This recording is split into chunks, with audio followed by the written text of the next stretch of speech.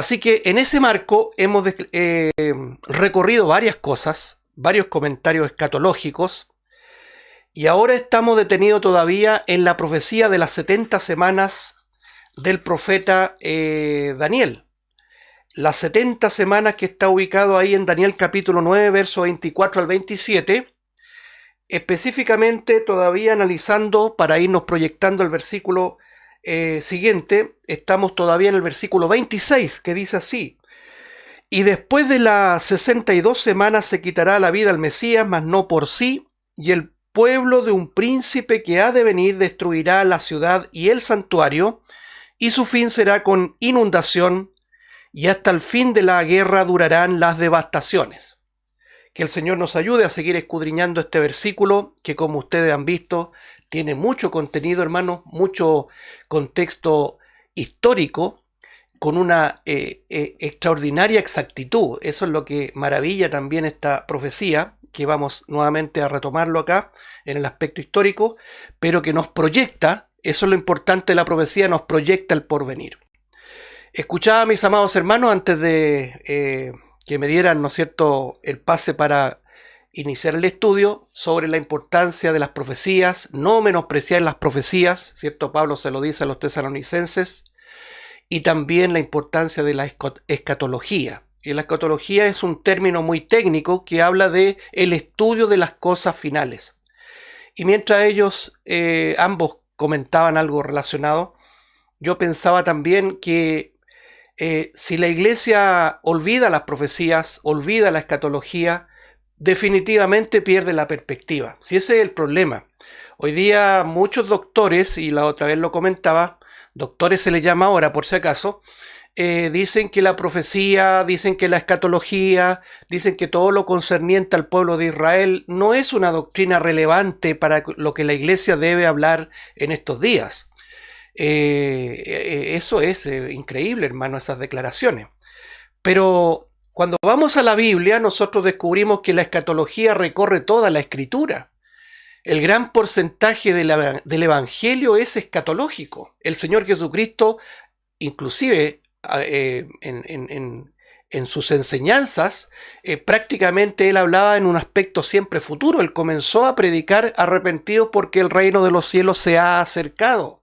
Hablaba también del infierno, habló mucho más del infierno que del cielo.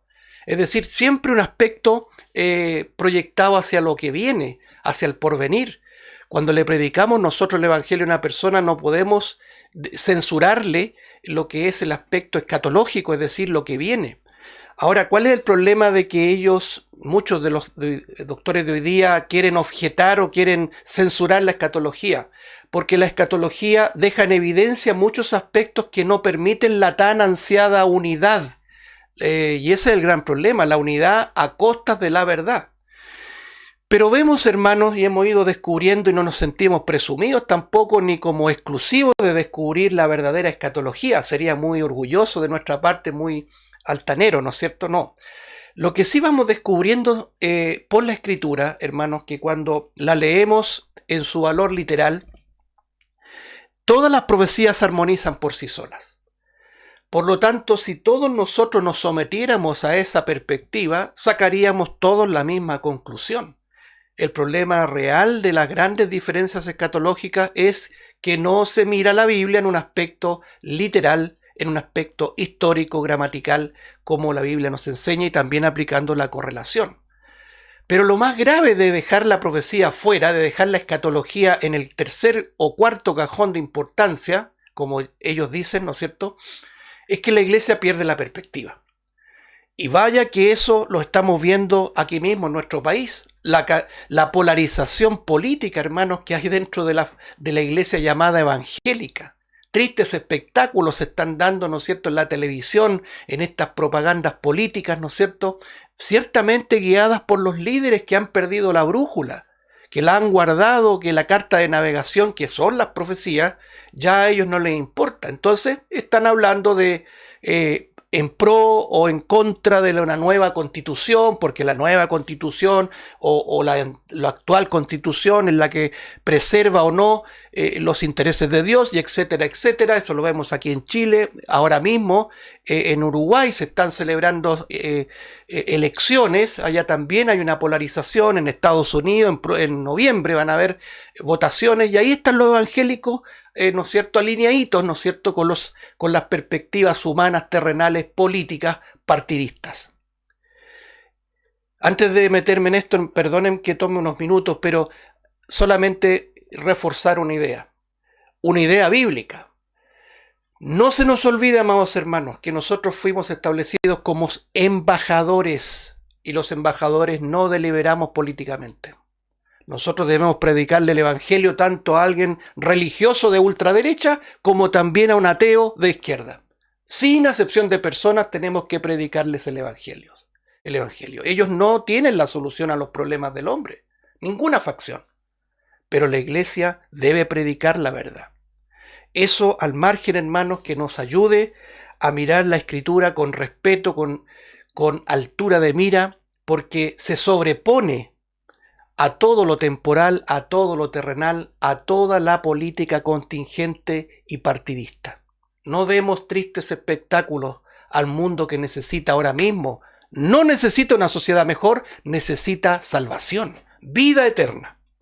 Muy bien, Daniel 9:26 nos tiene todavía aquí concentrados, amados hermanos, en un breve resumen. Ya hemos hablado de lo que significa el cumplimiento de 69 semanas de este total de 70, que se cumplieron con la venida del Mesías, la venida de nuestro Señor Jesucristo, ahí en la entrada triunfal en Jerusalén. Se cumplieron 69 semanas. Entendiendo, y esto también lo repaso, de que las 69 semanas son semanas de años, que equivale a 483 años. ¿Desde cuándo hasta cuándo se cuenta esto? Desde que Artajerjes, el rey persa, permitió la salida de Nehemías para reconstruir la ciudad. Eso es materia pasada del versículo 25. Espero que esté fresquita esa materia. Desde esa cota, desde que Artajerjes permitió la salida de Nehemías, hasta que Jesucristo vino y entró triunfalmente en Jerusalén, se cumplieron 69 semanas, quedando una semana pendiente. Y entre ese lapso, ¿no es cierto?, entre la cota de tiempo de 69 semanas y la última semana, que vamos a retomar ese estudio a partir del versículo 27 de Daniel 9, más adelante, hay un espacio en donde entramos también nosotros. Entramos nosotros como parte de la iglesia, este misterio que ningún profeta vio, y que ese misterio y ese paréntesis, como algunos han sugerido llamarle, no hay ninguna, no contraviene ningún principio bíblico llamarle paréntesis, porque algo que está entre una frase, por decirlo así en términos gramaticales, eso terminará, ese paréntesis se cerrará el día del arrebatamiento de la iglesia. Es decir, hoy día Dios tiene un trato específico con un pueblo espiritual que se llama la iglesia. La iglesia es la asamblea de los convocados sacados fuera. La iglesia es el cuerpo de Cristo, en donde mora el Espíritu de Dios. Y por eso que nos acordamos en la reunión de la mañana, al final de Apocalipsis capítulo 22, el Espíritu y la esposa dicen, ven. Hay una unidad compuesta entre el cuerpo de Cristo y el Espíritu Santo. Cuando la iglesia sea sacada, también el Espíritu Santo sale con la iglesia. Y eso es lo que frena, como dice Pablo, y que lo vamos a estudiar, frena el avance de la maldad. Imagínense ustedes, amados hermanos, la maldad como está. Nosotros miramos, el mundo está totalmente convulsionado. Con la mano en el corazón, como decimos nosotros, no vemos en ninguna parte lo que muchos reclaman, que el reino de Dios ya está aquí establecido y que Cristo lo habría inaugurado en su primera venida. Es cosa de ver el mundo como está. En medio de mentiras, en medio de manipulaciones, en medio de violencia, en medio de inmoralidad, que nos llega a dar miedo, ¿no es cierto? Estamos más seguros encerrados que caminando en esta sociedad de maldad, en esta distopía. Por lo tanto, hermanos, cuando nosotros vamos ajustando las profecías a esta realidad, también le damos gracias al Señor, porque estamos en un marco de tiempo en que la iglesia frena el avance de la maldad. Aún viendo maldad, ese avance no puede hacerse más efectivo porque está la presencia de la iglesia. Pero Pablo dice que cuando sea quitado de en medio ese ente, ¿cierto? Implícito que precisa Pablo ahí, es como que implícitamente está diciendo, cuando la iglesia y el Espíritu Santo salgan de en medio, entonces el inicuo se manifestará con todas sus huestes de maldad, el misterio de iniquidad avanzará para cumplir también los propósitos soberanos de Dios. Entonces, hermano, en esa cota de tiempo, entre la semana 69 que ya se cumplió, ¿cierto? La semana 69 de la profecía de Daniel, y la semana 70 hay un lapso, ¿no es cierto? Un periodo. ¿Qué ocurre en ese periodo? Primero, se le quita la vida al Mesías. El Señor Jesucristo no muere en la semana 69 y tampoco muere en la semana 70. Es cosa de leer literalmente lo que dice el versículo 26. Y después dice, y después se le quitará la vida al Mesías. En simple lectura concluimos, hermanos, que Cristo Jesús no murió en la semana 69 dentro de este marco profético, sino que posterior a la semana 69, pero no muere en la semana 70. De modo que la semana 70 todavía es una profecía aún por cumplirse, es futura. Ahora, dentro de ese lapso, vuelvo a repetir, la semana 69 y la semana 70, ¿qué es lo que ocurre? La muerte del Mesías sin duda, pero también asoma un pueblo de un príncipe que ha de venir. Esto es muy importante subrayarlo antes de meternos de lleno a lo que ya estamos estudiando.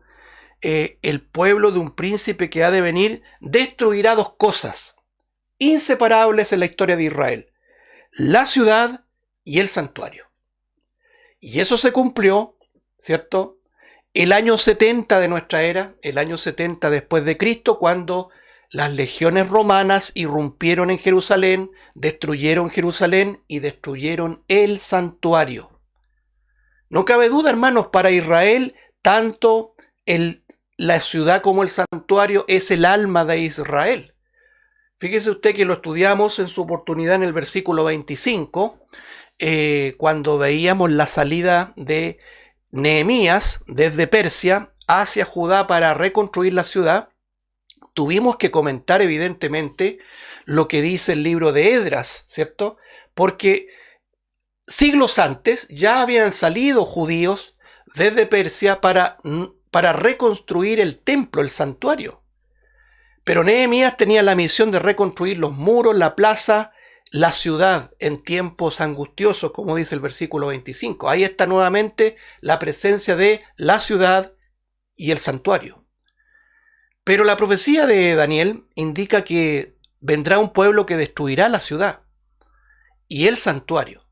Y ese pueblo es Roma. Y ese pueblo existió hasta la historia, ¿no es cierto?, que nadie podría dudar, lo certifica. ¿Cuándo ocurrió eso? El año 70 de nuestra era, después de Cristo. Ahora, cuando menciona a este príncipe que ha de venir, por eso que es tan importante comentarlo, ya nos vamos a meter en el tema del anticristo de manera particular, porque es importante aprenderlo. Toda la escritura es útil, dice, es útil para nosotros, así que ninguna doctrina es de segunda o tercera categoría, como los doctores de hoy día nos dicen. Este anticristo es este príncipe que ha de venir, que no es alguien que estuvo en el tiempo, ¿no es cierto?, de las invasiones a Judá antes de Cristo, que no es el general Tito, que comandaba las tropas que destruyeron la ciudad y el santuario, el hijo de Vespasiano, ¿se acuerda que lo hablamos? En el año 70, no es ese príncipe. Ese príncipe es un personaje aún futuro. Entonces, tuvimos que abrir el comentario respecto a lo que significa un aspecto muy histórico y también bíblico de lo que significa la importancia de Jerusalén, como la ciudad del gran rey, esta ciudad de paz, como lo dice el Señor Jesucristo en Mateo 5:35, Jerusalén, la ciudad del gran rey.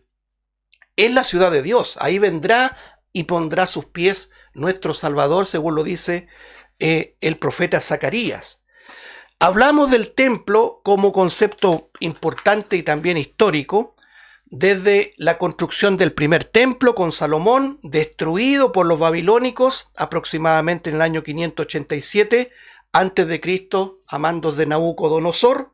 Hablamos del segundo templo, construido por Zorobabel en los años 537, el 515 más o menos, ¿cierto?, que fue un templo de menor envergadura que el glorioso templo de Salomón y que fue destruido después por los Seleucidas, comandados por este Antíoco Epífanes, que vamos a seguir hablando el día de hoy.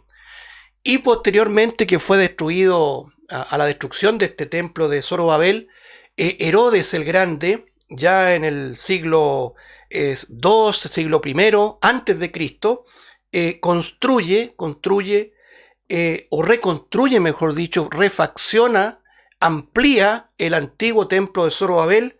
Por eso se considera un solo templo, el segundo templo, que fue destruido posteriormente el año 70 de nuestra era, de lo cual estamos hablando. Cuando Daniel, aquí en el versículo 26, Daniel 9:26, dice: un pueblo que ha de venir destruirá la ciudad y el santuario, se refiere sin duda a Jerusalén y al templo de Herodes, en el año 70, en manos del líder romano Tito. Muy bien.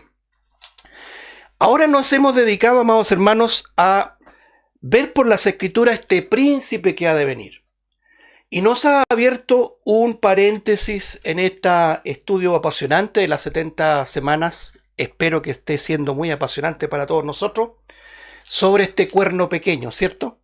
Vámonos a Daniel capítulo 7 nuevamente, por favor, hermanos. Aquí nosotros vemos, en el capítulo número 7, vemos la imagen que el Señor le mostró, esta revelación que el Señor le mostró a Daniel respecto a las 4 bestias que subían del mar. Las 4 bestias, dice versículo 1, en el primer año de Belsasar, rey de Babilonia, tuvo Daniel un sueño y visiones de su cabeza mientras estaba en su lecho. Luego escribió el sueño y relató lo principal del asunto. Verso 2 dice: Daniel dijo: miraba yo en mi visión de noche, y he aquí que los 4 vientos del cielo combatían en el gran mar. Verso 3, y 4 bestias grandes, diferentes la una de la otra, subían del mar. La primera era como león, tenía alas de águila. Yo estaba mirando hasta que sus alas fueron arrancadas, y fue levantada del suelo, y se puso en yesta. Esta palabra no se usa mucho, significa se levantó de manera vertical sobre los pies de manera de hombre, y le fue dado corazón de hombre. Vamos a detenernos ahora individualmente en cada bestia. Aquí la primera imagen es la imagen de una bestia como un león. La semana pasada ya hemos comentado, para que vamos relacionando todo esto, que estos 4 imperios ya se habían revelado previamente en el capítulo número 2 de Daniel, si usted se recuerda que lo estuvimos estudiando.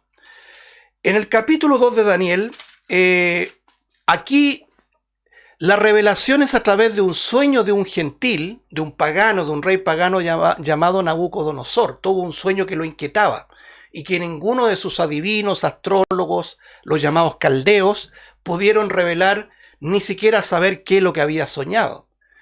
Y ante las amenazas y un edicto de destruir a todos estos adivinos, estos sabios de Oriente, Daniel ora al Señor con sus amigos Sadrach, Mesach y Abed-nego para que el Señor pudiera revelar este misterio. Y en su misericordia el Señor le revela este misterio del sueño de Nabucodonosor. Primero le revela qué fue lo que soñó Nabucodonosor, y posteriormente le revela el significado del sueño de Nabucodonosor. Entonces en el versículo 34, si usted ve aquí, dice, versículo número 31. Daniel 2:31 dice: tú, oh rey, veías que aquí, he aquí una gran imagen, esta imagen que era sublime, muy grande, y cuya gloria era muy sublime, estaba en pie delante de ti, y su aspecto era terrible, imponente. Eso es lo que significa. Verso 32. La cabeza de esta imagen era de oro fino. Vamos a detenernos ahí para hacer un paralelo con lo que leíamos en Daniel capítulo 7. La cabeza de oro o la bestia como león con alas de águila simboliza Babilonia, el imperio babilónico que tiene un margen de reinado, por decirlo así, del año 605 al año 539 antes de Cristo. La grandeza de la cabeza de oro, el reino babilónico, y también la grandeza del león como rey de la selva. Algunos comentan también que el águila es la reina de las aves. Entonces habla de una realeza, de una superioridad imperial, los babilónicos. Bueno, ahí nosotros vemos en estas dos imágenes la cabeza de oro y el león con dos águilas en este aspecto, ¿no es cierto?, de el reinado del imperio babilónico, tipificado especialmente en este Nabucodonosor, en la gloria del reino babilónico, Nabucodonosor, que cuando dice acá precisamente en Daniel 7, yo estaba mirando hasta que sus alas fueron arrancadas, ¿cierto? Algunos interpretan de que fue en ese periodo cuando el Señor humilló a este Nabucodonosor y actuaba como un verdadero loco, ¿se acuerda? Y después fue restaurado este Nabucodonosor, es decir, toda esa soberbia del rey de Babilonia, Nabucodonosor, fue humillado y se entiende que a eso se refiere el que fueron arrancadas sus alas, pero después se puso de pie. Bien, el segundo aspecto, veamos lo que dice, vamos a estar mirando Daniel 7 y Daniel 2. Vamos a Daniel 7, versículo 5 ahora, por favor. Daniel 7:5 dice, y he aquí otra segunda bestia, semejante a un oso, la cual se alzaba de un costado más que del otro, y tenía en su boca 3 costillas entre los dientes, y le fue dicho así, levántate, devora mucha carne. Bien, veamos lo que dice Daniel capítulo 2, versículo número 32, segunda parte, versículo 32, exactamente, dice acá, la cabeza de esta imagen era de oro fino, y aquí viene la segunda, su pecho y sus brazos de plata,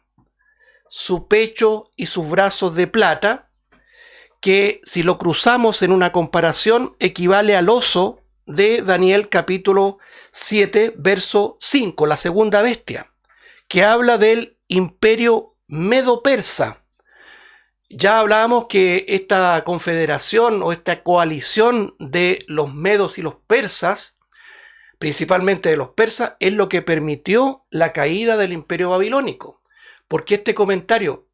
Porque algunos que insisten en que las profecías ya fueron cumplidas y todo lo que estamos estudiando, dicen ellos, es materia del pasado, es decir, es historia, de ninguna manera es profecía, dicen ellos, dividen, ¿cierto?, estos imperios de manera individual.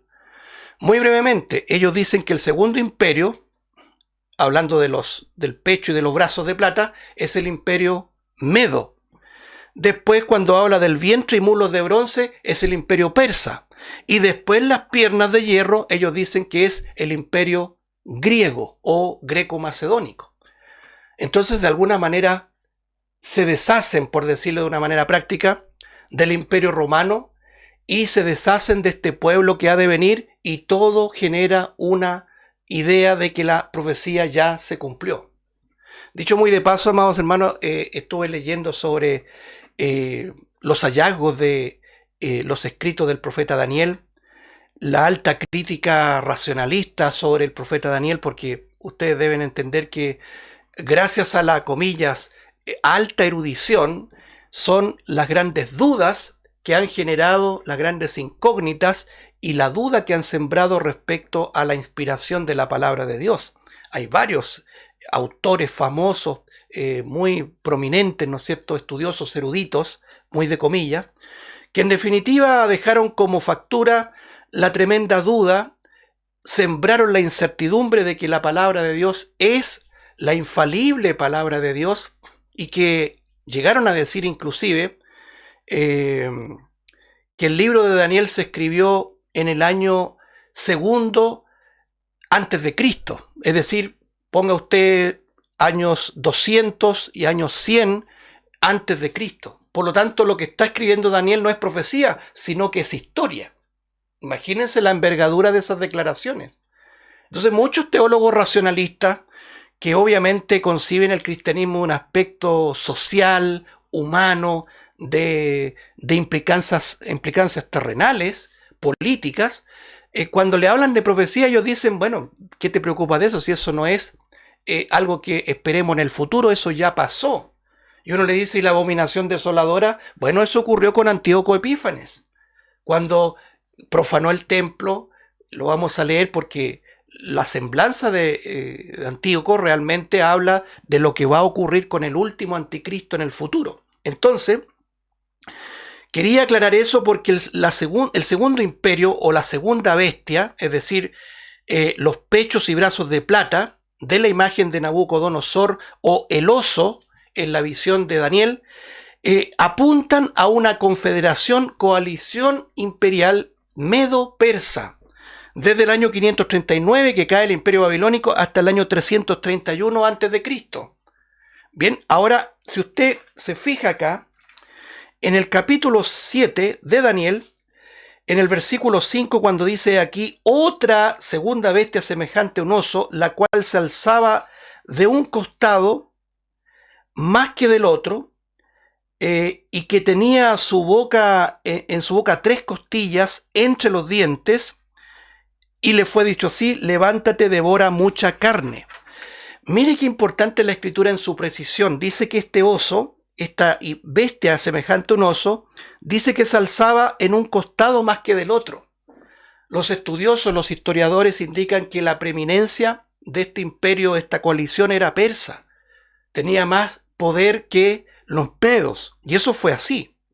Ahora, cuando nosotros vemos acá en este mismo versículo 5 que la boca de este oso o de esta bestia como oso, ¿cierto? Semejante a un oso, dice el texto, tenía 3 costillas. Fíjense que los historiadores también declaran que este imperio medo-persa conquistó 3, note la coincidencia histórica, conquistó 3 imperios menores, que fue el imperio, de Egipto, de Lidia, y el imperio ya destruido que fue Babilonia. 3 costillas que tenía, ¿cierto? Como dice aquí, entre sus dientes, como una imagen de que había devorado a los babilonios, a los egipcios y al imperio lidio.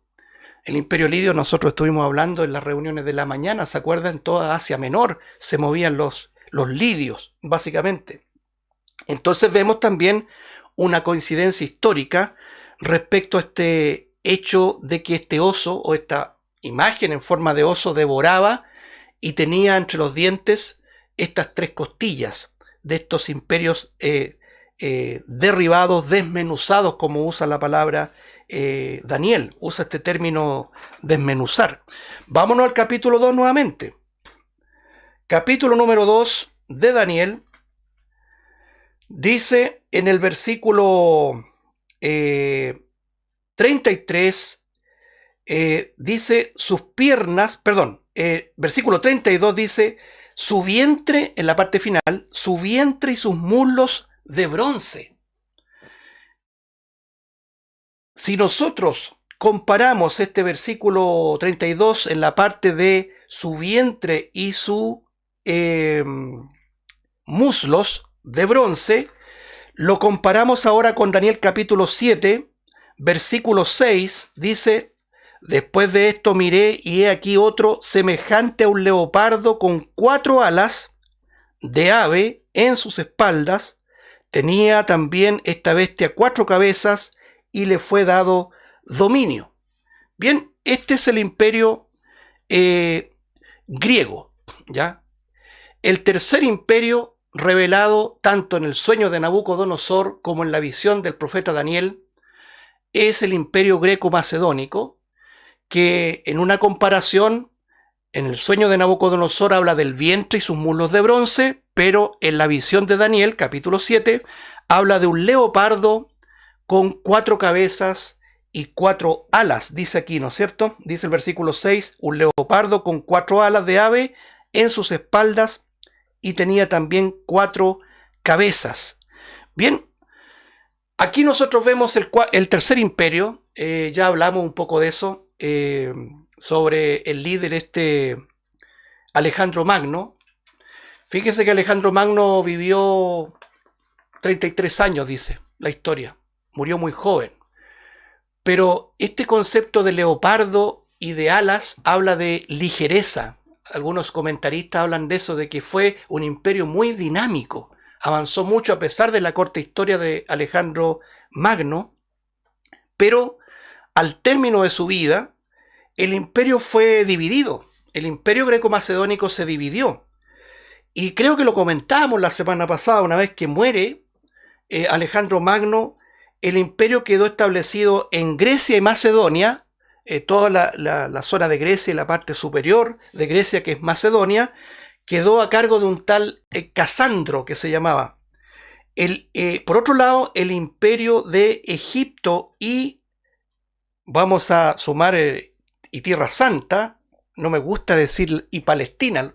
Los historiadores cristianos y también hermanos hablan de la Palestina. Yo tengo como una aprensión en hablar de Palestina porque Palestina proviene de un término latín que es filistín.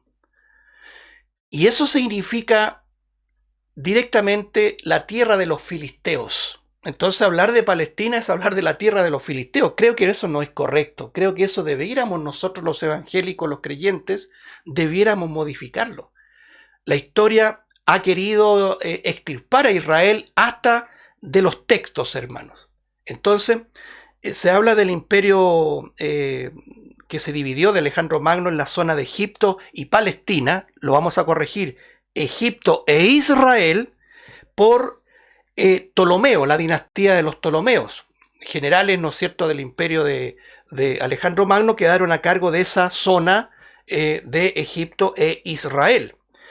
En tercer aspecto, hermanos, el imperio de Alejandro Magno se dividió también en Europa, en la parte este de Europa, y Asia Menor, que quedó a cargo de un tal Lisímaco, ¿ya? Otro de los generales de Alejandro Magno. Ahí tenemos la tercera división del imperio. Y finalmente, todo lo que es la zona, y esto queremos poner un énfasis especial, en la zona de Siria y Medio Oriente, ya en la parte inferior, ¿no es cierto?, Asia Menor, Siria y Medio Oriente, el imperio quedó a cargo de un tal Seleuco, que en su dinastía final viene un tal Antíoco IV, que en ese personaje sí que queremos poner un énfasis, que es el Antíoco Epífanes, ¿cierto?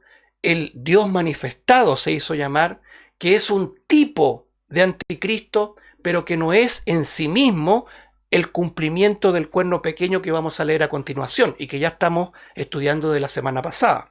De manera que cuando vemos 4 cabezas de este leopardo, los historiadores nos han permitido entender cómo se cumplió esta historia. El leopardo de 4 cabezas y de 4 alas habla de un imperio eficiente, rápido. Imagínense, Alejandro Magno con 33 años tenía conquistado todas esas regiones, pero cuando él muere se divide en 4. Vuelvo a reiterarlo: Grecia, Macedonia, Egipto, Israel, Europa, Asia Menor y finalmente Siria y Medio Oriente.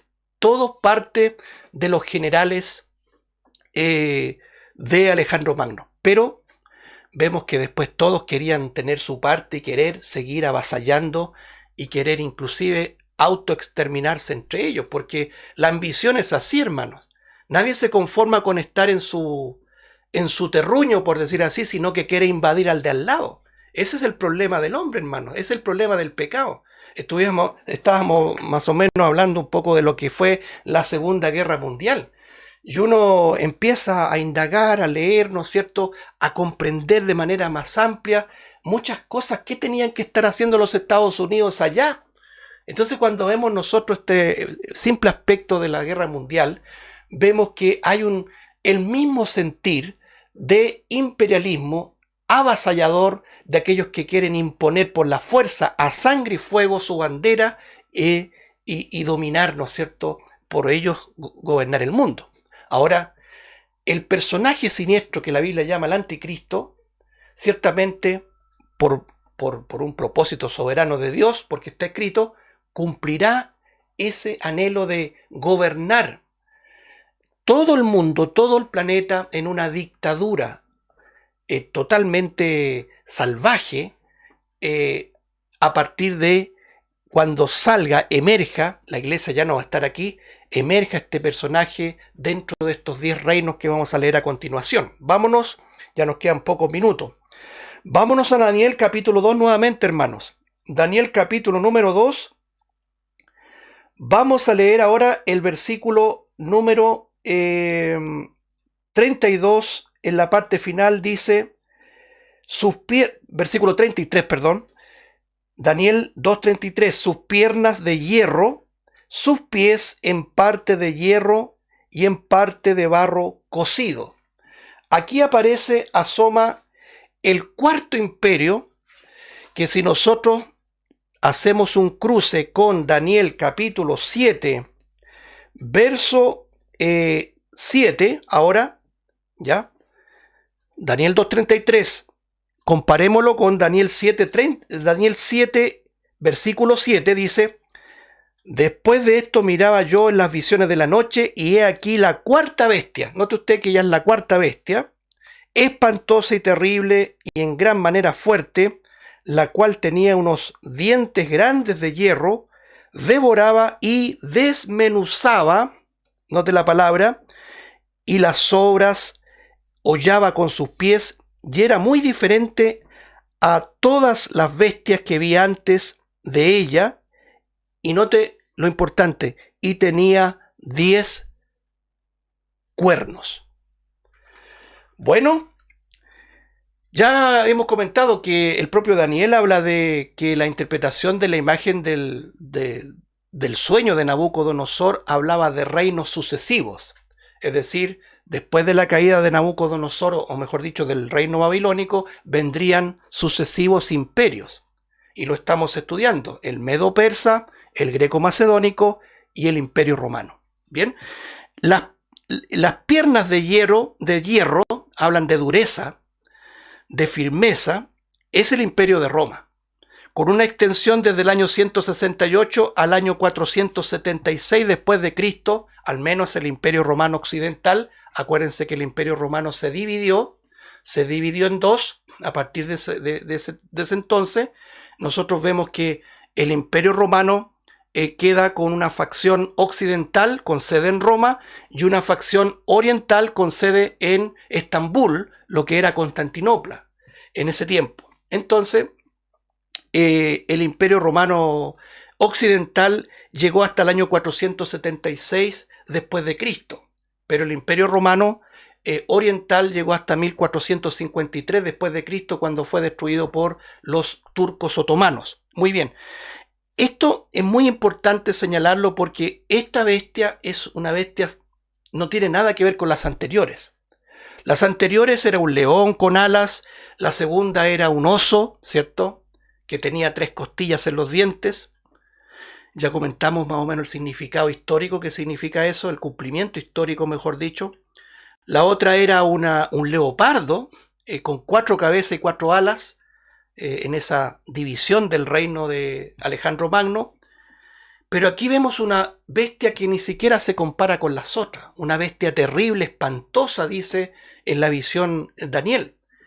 Y por su parte la visión de la imagen de Nabucodonosor dice que es las piernas de hierro y también los pies de hierro y barro cocido, que es el imperio romano. Un imperio romano que tuvo su final, pero que será restaurado, sin duda, creemos porque las profecías se proyectan hacia el tiempo futuro, será restaurado en un futuro próximo, cuando la iglesia sea arrebatada. El mundo va a presenciar este imperio romano restaurado, tal cual lo dice la profecía de Daniel, sobre la base de 10 cuernos, que significa 10 reinos. Ahora, no sé si usted se acuerda que le decía, ponga atención en la palabra desmenuzar, porque el profeta Daniel nos permite entender lo que vamos a estudiar, yo sé que lentamente, porque hay mucha información, usted se ha dado cuenta que hay mucha información en esto, nos permite entender cómo va a operar el anticristo. Y usa el término hebreo likmao, que es desmenuzar, y que es bien interesante porque en primera instancia, en primera base de interpretación, significa aventar. Mire lo que dice acá en Daniel capítulo número 2, Daniel 2, versículo 35.